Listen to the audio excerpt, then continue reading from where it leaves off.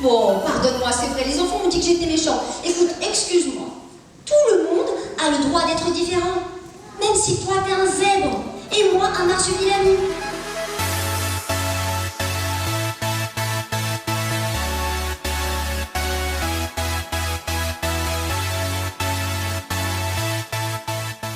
Donc, je suis Dania Achour, je suis comédienne et j'écris des spectacles pour enfants, entre 3 et 10 ans à peu près.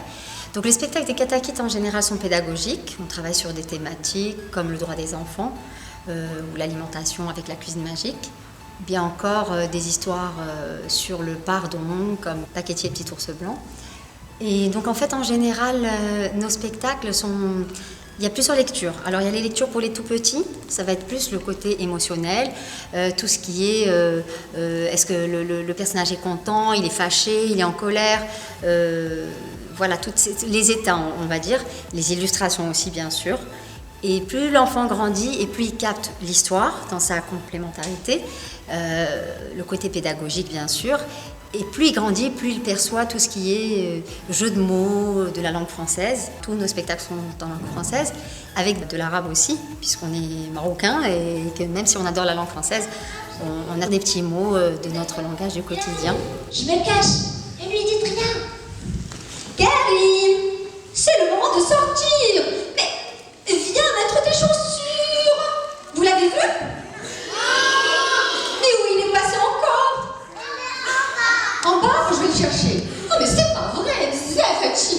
Ces spectacles sont aussi vus par les parents et il y a des adultes qui sont venus nous voir en disant qu'ils ont beaucoup aimé le spectacle, donc ça veut dire que ça touche plusieurs niveaux. Bien sûr, c'est adressé aux enfants.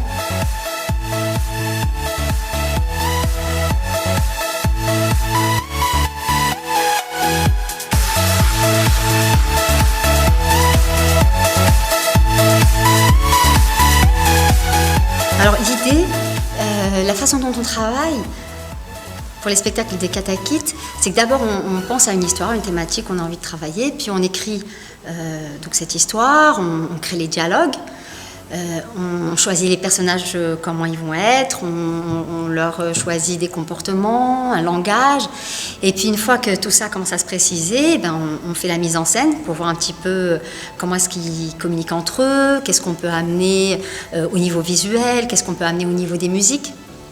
On travaille parfois avec des compositeurs qui nous créent des musiques pour le spectacle. Et puis souvent, on a une chanson à la fin de chaque spectacle. C'est comme ça qu'on a travaillé jusque-là. Alors pour le droit des enfants, c'est une chanson par exemple qui existe déjà, mais pour les autres spectacles, c'est des chansons qu'on a écrites nous-mêmes. Donc moi j'écris les spectacles et ma collègue Nargis Gdira fait les illustrations, tout ce qui est autour ça peut être des personnages, des fruits, des animaux.